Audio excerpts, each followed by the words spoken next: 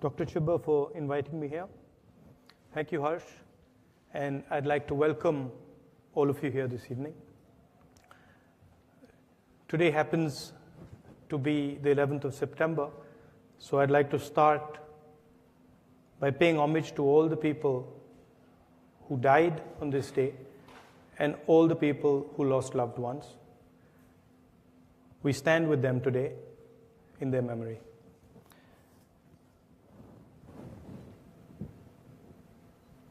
As a politician,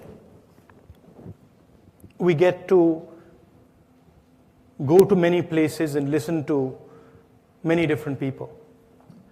And I'm going to start today by telling you a little story. Many years ago, you'd remember that there was a huge tsunami that came to India. And it hit the Andaman and Nicobar Islands.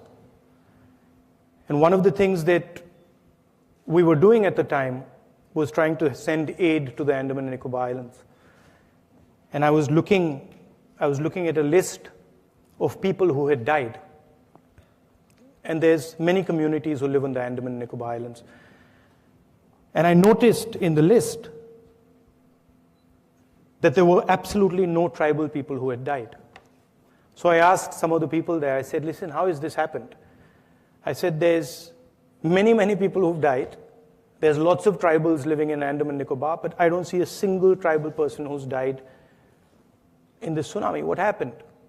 So then one of the people there told me, they said, you know, Mr. Gandhi, when a tsunami comes, the sea goes out. And when the sea goes out, huge numbers of fish are left stranded. And he said the tribals, they knew that when a tsunami goes out, when the tsunami comes in, just prior to it, the sea goes out. Whereas the non-tribals didn't know this. And when the tsunami came, the sea went out, all the non-tribals ran to get the fish. And all the tribals ran into the hills. And some of the tribals told the non-tribals that don't go there. You're going to get killed. But they didn't listen. They ran into the sea. And that's why no tribals died. And as a liberal today, that's exactly how I feel. Everybody knows that something has gone very wrong in the system. And the right-wing politicians are saying, go there and pick up the fish. And people are sort of looking at the simple answers. They're looking at the simple answers, but you're not going to get a result from the simple answers. And one of the reasons I've come here, and this is a tremendous institution, but this institution believes in a liberal ideology. It believes in discussion. It believes in listening to people. It believes in conversations. And you have a tremendous history, and I respect that history. As you, Mr. Chibber, said, my great-grandfather came here and gave a speech. So I'd like to thank you very much for inviting me here. I'm going to speak for about 15-20 minutes, and then we're going to have a conversation. You can ask me all the questions you'd like. India is a massive country. It is also one of the world's most complex countries. Every time you think you've understood India, she will reveal something new to you. In fact, I would venture to say, anyone who thinks he understands India is a fool. According to most Western academics and intelligence agencies in the middle of the last century, India was supposed to fail. We are 29 states, covering every religion in the world. We have 17 official languages and hundreds of different dialects. and a terrain that runs from the Himalayas all the way to the desert. Most of these experts didn't expect India to survive. They predicted it would fall apart, torn to pieces by its own diversity and contradictions. And yet somehow, as Indira Gandhi said when asked whether India leans left or right, India came out standing straight and tall. The idea of non-violence, or ahimsa, as we call it in India, is what has allowed this huge mass of people to rise up together. Uniting India's religions, castes, and languages would simply be impossible without it. It is this idea that Mahatma Gandhi fashioned into a powerful but beautiful political weapon. The common conception in the West is that people have ideas. You all say, I have an idea. But there's an alternative way of looking at the world. The counterintuitive notion that instead of people having ideas, that ideas have people. So instead of I have an idea has me. This notion is the basis of ahimsa or non-violence as taught by Gandhi. If one accepts the notion that ideas capture people, then the only possible response to a person infected by a bad idea, any person, is love and compassion. The only action you can take against him is to try and rid him of the bad idea and replace it with a good one. Using violence against a person who is infected by a bad idea actually results in the idea spreading more aggressively, multiplying among the people who care for him and love him. This non-violent philosophy in action has traveled far beyond India. Non-violence is not inaction, Cesar Chavez said. It is not discussion. It is not for the timid and weak. Non-violence is hard work. It is this very idea, this beautiful struggle, that is viciously under attack in India today. But it is also the only idea on which humanity can survive the connectivity of the 21st century and come out unscathed stronger. The road traveled by India since independence has been difficult and filled with formidable obstacles. Our partition was the bloodiest migration in recorded history. At independence, most of our 400 million people were hungry. Yet the achievements of India have been significant. Increasing literacy, expanding healthcare, and raising life expectancy, all within a generation. Achieving self-sufficiency in food grains, averting famine, pushing huge advances in science and technology, even being a front-runner in the field of computer technology. When Mr. Rajiv Gandhi and my dear friend Sam Pitroda, who's sitting here, spoke about bringing the computer to India, there were voices that ridiculed them. In fact, a leader of the BJP who became prime minister later asked the question, what does India need computers for? Why do we need computers? Imagine that. When India built the IITs, the entire world, including many in India, were highly critical of the idea that a poor country should waste money on such technical institutions. They reacted to us with skepticism, wondering why a country like ours would need such institutions. Today, these IITs and other higher education institutions in India play a central role in Silicon Valley and the global progress of technology. And yet, look at us today. We are rightly proud. We have done that and more, lifting hundreds of millions of people out of poverty. For everything everyone says about India, there is no democratic country in human history, and I'll repeat that, there is no democratic country in human history that has raised as many people out of poverty as India has. It has never been done. And we have not done it with violence. We've not done it by killing people. We have done it peacefully together. For the first time in our history, India, if it is steered correctly and faithfully, has the opportunity to wipe out poverty. If India is able to lift another 350 million people out of poverty by 2030, it would be an achievement of which the human race can be proud. Doing this will require us to grow at more than 8% over the next 13 years. India has done it before and can do it again. But it is imperative that India sustain a high growth rate for an uninterrupted period of 10 to 15 years in order to do so.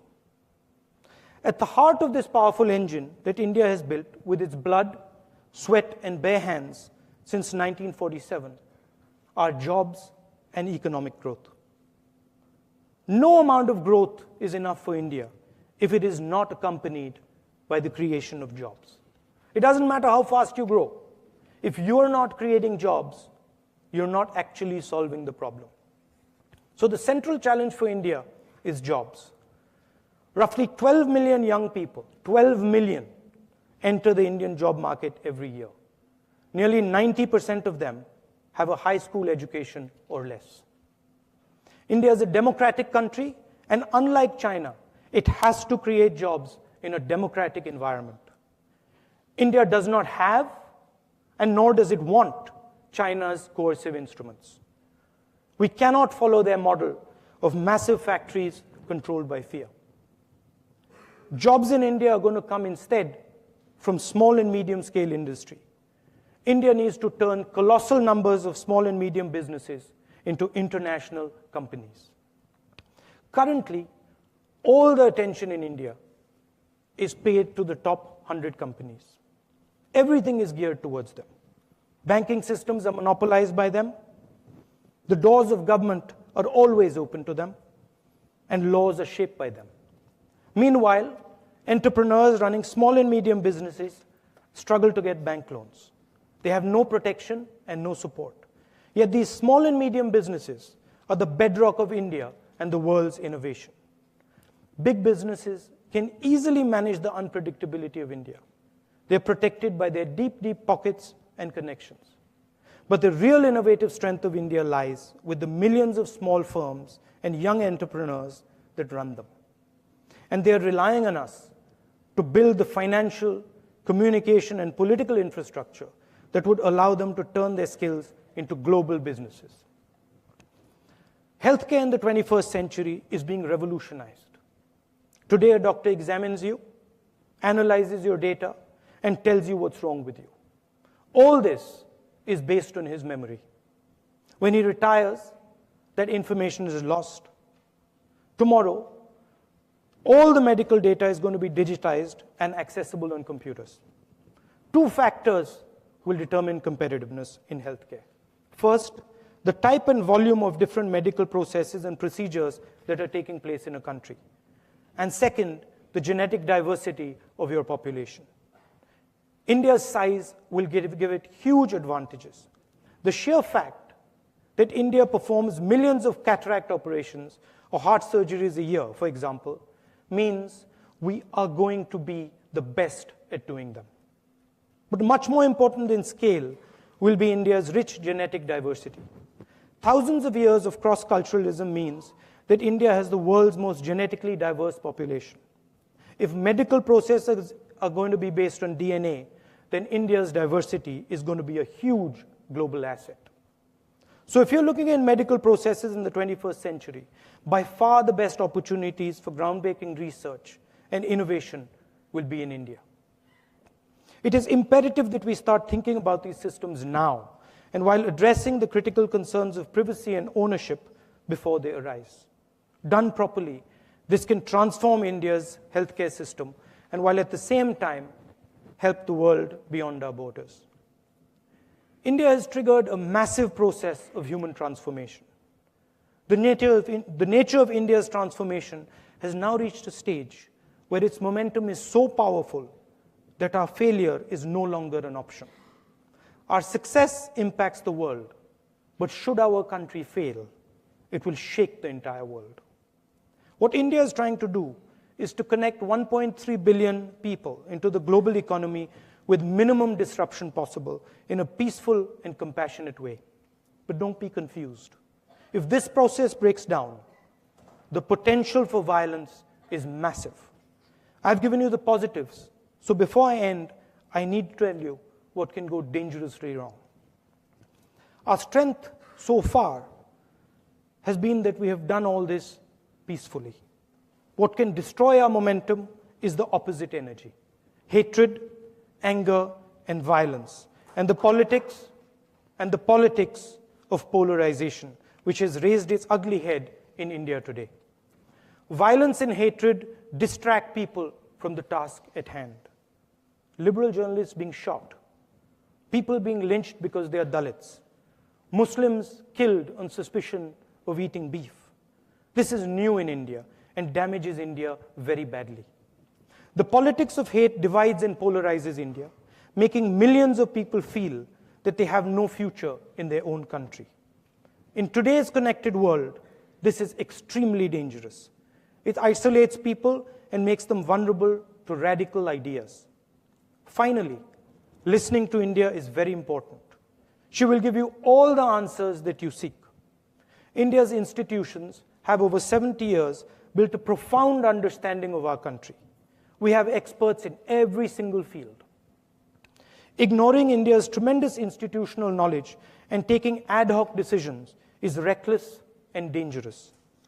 Decisions like demonetization, which removed 86% of cash from circulation overnight and was carried out unilaterally without asking the chief economic advisor, the cabinet, or even parliament, imposes a devastating cost on India.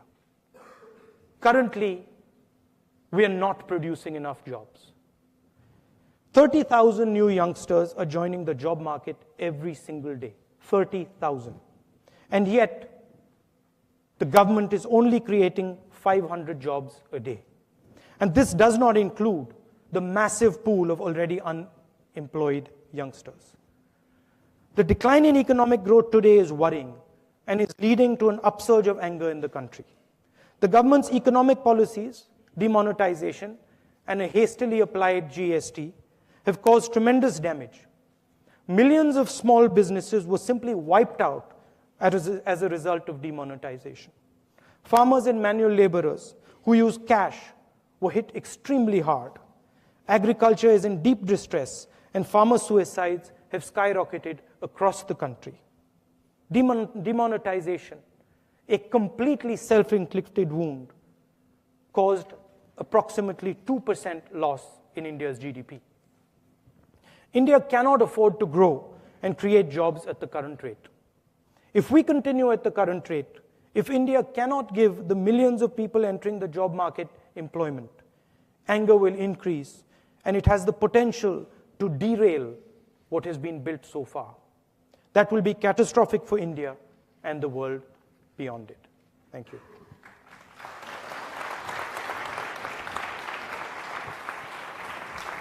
Thank you.